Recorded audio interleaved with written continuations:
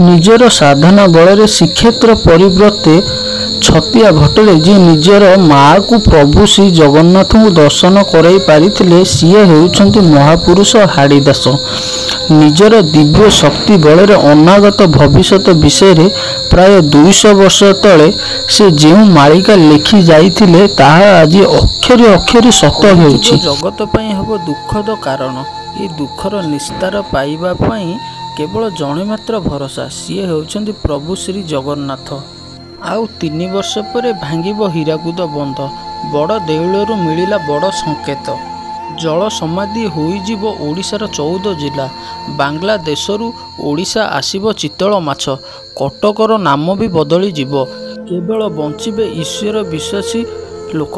ଦର୍ଶକ ବନ୍ଧୁ, ମାଳିକାରେ ହୀରାକୁଦ ବିଷୟରେ ସମୀକ୍ଷଣ ଭାବରେ ବର୍ଣ୍ଣନା କରାଯାଇଛି। ଆପଣମାନେ ମାଳିକାର ଅନେକ ଭିଡ଼ିଓ ଦେଖିଛନ୍ତି, ହେଲେ ଯାହା ଆଜି ଆପଣମାନଙ୍କୁ କହିବୁ ତାହା ଶୁଣି ଆପଣମାନେ ଚମକି ଉଠିବେ। ଦର୍ଶକ ବନ୍ଧୁ, ଯେବେ ହୀରାକୁଦ ବନ୍ଧ ଭାଙ୍ଗିବା ପୂର୍ବରୁ ପୁରୀ ବଡ଼ ଦେଉଳରୁ ବଡ଼ ସଂକେତ ମିଳିବ ବୋଲି ମାଳିକାରେ ଲେଖା ଅଛି। ହୀରାକୁଦ ବନ୍ଧ କ'ଣ ପାଇଁ ଭାଙ୍ଗିବ, ବଡ଼ ଦେଉଳରୁ କ'ଣ ପାଇଁ ସଂକେତ ମିଳିବ, ଯାହାକୁ ନେଇ ମାଳିକାରେ ଅନେକ କଥା ଲେଖା ଅଛି। ହୀରାକୁଦ ବନ୍ଧ ମାଟିରେ ତିଆରି, ସମସ୍ତେ ଜାଣିଛନ୍ତି।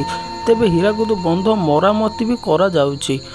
ମାଳିକା ଅନୁସାରେ ହୀରାକୁଦ ବନ୍ଧ ଭାଙ୍ଗିବ ଆଉ 3 ବର୍ଷ ବାକି ଅଛି, ଅର୍ଥାତ୍ 3 ବର୍ଷ ଭିତରେ ହୀରାକୁଦ ବନ୍ଧ ଭାଙ୍ଗିଯିବ। ମାଳିକାରେ ଆହୁରି ବହୁତ କିଛି ଲେଖା ଅଛି। 2026ରେ ହୀରାକୁଦ ବନ୍ଧ ଭାଙ୍ଗିବ। ସେଥିରୁ ଗୋଟେ ଚିତଳ ମାଛ ବାହାରିବ, ତାହାର ମୃତ୍ୟୁ ଦେହରେ ତାର ହାଡ଼ରେ ହୀରାକୁଦ ବନ୍ଧ ତିଆରି ହେବ।